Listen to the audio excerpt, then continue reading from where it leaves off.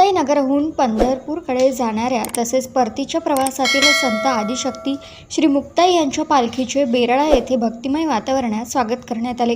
श्री मुक्ताई संस्थान आणि ग्रामस्थांच्या वतीने गेल्या 250 वर्षांपासून ही परंपरा श्रद्धेने जपली जात आहे।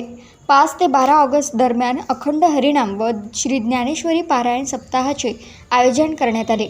सप्ताहात काकड आरती, हरिपाठ, ज्ञानेश्वरी पारायण आणि विविध कीर्तनांचे आयोजन करण्यात आले।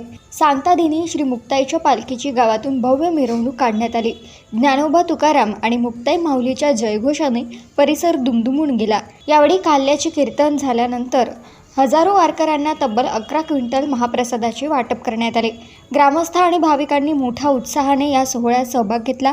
या पारंपरिक सोहळ्यामुळे संपूर्ण परिसरात भक्तिमय वातावरण निर्माण झाले। हजारो भाविकांनी दर्शन आणि महाप्रसादाचा लाभ घेतला। देशोन्नतीसाठी समाधान गाडेकर यांची रिपोर्ट।